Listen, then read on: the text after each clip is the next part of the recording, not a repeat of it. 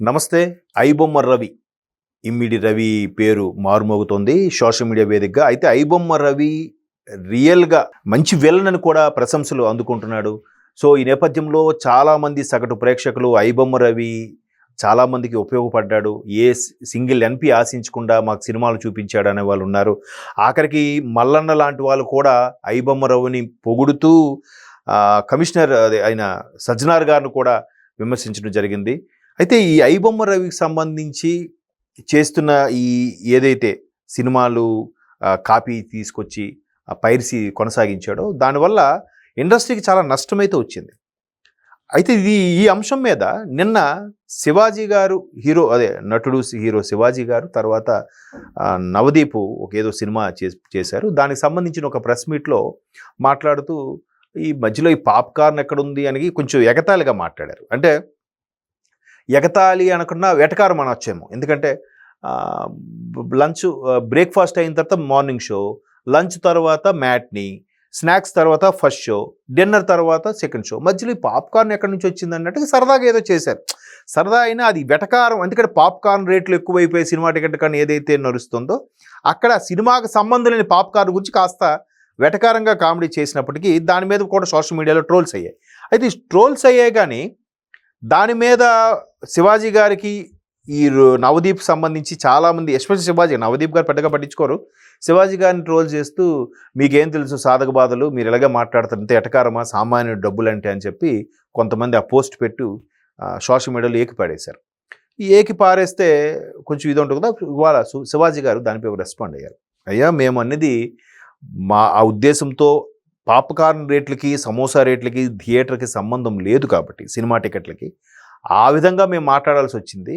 అయితే ఇక్కడ మీరు ఏదైతే ఐబొమ్మ రవిలాగే ఇక్కడ మీరు ఆస్తులు సంపాదించుకున్నారు, ఠాగూర్ సినిమా క్లైమాక్స్ సీన్ చూపిస్తూ మీరేంటది దాన్ని ఏమంటారు, ఠాగూర్ ఎలాగైతే సైడ్ ట్రాక్ పట్టారని చెప్పి ఆ లాయర్ అంటే అసలు ట్రాక్ అదే అని చెప్పి ఠాగూర్ అన్నట్టుగా ఆ సన్నివేశాన్ని ఐబొమ్మ రవికి ఠాగూర్లో చిరంజీవి గారుగా, ఆహుతి ప్రసాద్ గారిని సినిమాకి సంబంధించిన ప్రొడ్యూసర్గా పెడుతూ ఇద్దరు కాన్వర్జేషన్ని చాలా అద్భుతంగా సోషల్ మీడియా వైరల్ అయింది. అయితే ఇటువంటి నేపథ్యంలో ఐబొమ్మ రవి మంచి చేశాడు, ప్రొడ్యూసర్లు బాగా వెనకేసుకున్నారు, ఎంతోమంది పేదలు కడుపు కొడితేనే వాళ్ళు అంత బడా ప్రొడ్యూసర్లు అయ్యారు అనే టాపిక్ ఏదైతే ఉందో అది అవాస్తవం అనేది శివాజీ గారు చెప్పే మాట. ఎందుకంటే శివాజీ గారు చెప్పిన దాంట్లో వాస్తవం ఉంది. ఇండస్ట్రీ ఏ ఇండస్ట్రీ తీసుకోండి సక్సెస్ రేటు మ్యాక్సిమం 5%. మ్యాక్సిమం నేను చెప్పేది. సో మిగతా 95% అంటే ఆశావాదులు ఉంటారు. ఇవాళ కాకపోతే రేపైనా సక్సెస్ రాదా అనే ఆశగా ఎదురు చూసేవాళ్ళు ఉంటారు. సరే మన దీనికి అలవాటు పడ్డా ఇంక వేరే పని చేయలేమని నడిపిస్తుంటూ ఉండేవాళ్ళు ఉంటారు.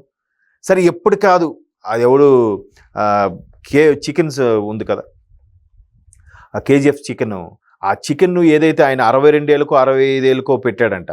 సో అట్లాంటి పరిస్థితి మనకు కూడా ఎప్పటికైనా రాబోతుందా అనే ఆశతో రేపటి మీద నమ్మకంతో ఇంకా పని చేసుకునే వాళ్ళు ఉంటారు. ఇట్లా రకరకాలుగా మొత్తం మీదగా ఈ ఫ్రైడ్ చికెన్ కాన్సెప్ట్ లాగా ఎప్పటికైనా మనకు లక్ ఫేవర్ అవ్వకపోదా, ఎప్పటికైనా హిట్ అవ్వకపోదా, ఎప్పటికైనా మనకి టైం బాగుండదా అనే ఆశతో వెళ్ళే వాళ్ళు ఉంటారు. కాబట్టి ఈ 95% వీళ్ళందరూ ఉంటారు. అందరూ చాలా ఇబ్బంది పడేవాళ్ళు. నిజంగా జూనియర్ ఆర్టిస్టులు, కొంతమంది చిన్న చిన్న ఆర్టిస్టులు ఇప్పటికీ పొట్ట చేతి పట్టుకొనే రోజువారీ ఎవరైనా వేషం అయిపోతారని చూసేవాళ్ళు చాలామంది ఉన్నారు. దానికి బెస్ట్ ఎగ్జాంపుల్ చాలా సినిమాలు కూడా వచ్చాయి. ఇప్పుడు పూరి జగన్నాథ్ గారు నేనింతే సినిమాలో చూస్తే కృష్ణానగరే మామ అనే పాటలో నిజంగా అది వాస్తవం. చాలామంది పొద్దున్నే లేచి వెళ్ళిపోయి ఆ షూట్ చేసుకొని ఇప్పటికీ ఆ జూనియర్ ఆర్టిస్టులు కార్డు ఉంటే పర్వాలేదు, కార్డు లేకపోతే వాళ్ళకి ఎవరు పైసలు ఇవ్వకపోయినా అడిగేవాడు లేడు, వాళ్ళ గురించి పోరాడేవాడు లేడు. అందుకే వాళ్ళు ఖచ్చితంగా యూనియన్ కార్డు తీసుకుంటారు. అట్లీస్ట్ యూనియన్ కార్డు తీసుకుంటే వాడు అంతలో పర్ డేలో ఇచ్చింది ఒక 50 రూపాయలు అంత కట్ చేసుకున్న రిమైనింగ్ అమౌంట్ అయినా వస్తుందని ఆశతో కష్టపడి అప్పు చేసిన ఆ యూనియన్ కార్డు తీసుకుంటాడు. సో ఇట్లాంటి పరిస్థితుల్లో చాలామంది ఇండస్ట్రీలో సాధక బాధలు పడుతున్నారు తప్ప చాలా కొద్ది మందికే ఆ ద్రాక్ష పండు ఉంటుంది, మిగతా అందరికీ అందని ద్రాక్షగానే ఉంటుంది. పైగా సక్సెస్ వచ్చే వాళ్ళకి కూడా అది కంటిన్యూ కాదు.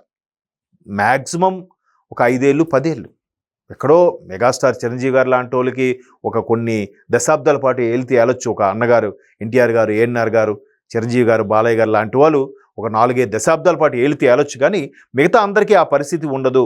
కాబట్టి ఇంకోటి కూడా చెప్పాడు ఆయన, సినిమా బాగుంటే అక్కడ పాప్కార్న్ రేటు చూడ్డు, సినిమా టికెట్ రేటు చూడ్డు, ఖచ్చితంగా చిన్న సినిమా అయినా బ్లాక్ బస్టర్ అవుతుంది. సినిమా బాగలేకపోతే అక్కడ ఎంత భారీ కాస్టింగ్ పెట్టినా, ఒక ఇండియన్ సూపర్ స్టార్ని పెట్టినా, ఒక ఇండియన్ దిగ్దర్శకుడిని పెట్టి డైరెక్ట్ చేయించినా ఆడదు. అల్టిమేట్గా ప్రేక్షకుడికి నచ్చాలి. అయితే ఇక్కడ కూడా ఇంకా మెలిక ఏంటంటే, ప్రేక్షకుడు నచ్చడం అనేది అది కూడా ఒక్కొక్కసారి అదృష్టం బట్టే ఉంటుంది. ఎందుకంటే కొన్ని సినిమాలు చాలా బాగుంటాయి, అరే బాగా తీశారా, కానీ ఎందుకు ఆడలేదు తెలియదురా. కొన్ని సినిమాలు అసలు ఏమీ ఉండదు, అరే సినిమా ఏముందిరా అంట. ఆ తర్వాత చూస్తే ఏముంది సినిమా, ఇంత పెద్ద హిట్ ఎందుకు అయ్యింది అనిపించే సినిమాలు చాలా ఉన్నాయి ఇండస్ట్రీలో, చాలా అంటే చాలా. కాకపోతే ఈ మధ్య కాలంలో పెద్ద సినిమాలు 1-2 ఆడుతున్నాయి, చిన్న సినిమాలు సంవత్సరంలో కనీసం ఒక 4-5 వస్తున్నాయి. అంటే ఎక్కువే వస్తున్నాయి, అంటే బాగా బ్లాక్ బాస్టర్ అయ్యి కనీసం 4-5 సినిమాలు బ్లాక్ బాస్టర్ అవుతున్నాయి.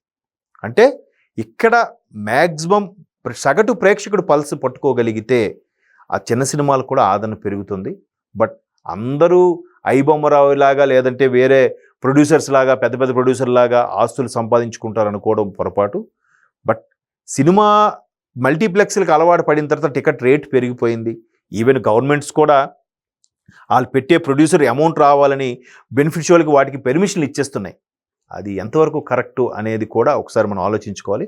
మొత్తం మీద శివాజీ గారు నిన్న జరిగిన ఈవెంట్కి సంబంధించి ఏదైతే ఎటకారం చేశారని ట్రోల్ అవుతుందో దాని మీద మరొకసారి స్క్రీన్ ముందుకు వచ్చి ఎక్స్ప్లెనేషన్ ఇచ్చుకునే పరిస్థితి ఉంది. మొత్తం మీద ఐబొమ్మ రవి చేసింది తప్పు ఒప్పు అయినా, అంటే వాస్తవానికి అయితే తప్పే, కానీ ఆయన బెట్టింగ్ల ద్వారా సంపాదించాడు, అది చాలా తప్పు. ఈ సినిమా పైరసీ సామాన్యుడికి టికెట్లు అందుబాటులో లేని నేపథ్యంలో కుటుంబంతో వెళ్ళాలంటే 1000-1500 అయిపోతున్న ప్రస్తుత పరిస్థితుల్లో దానికి మెల్లగా డైవర్ట్ అవుతున్నారు.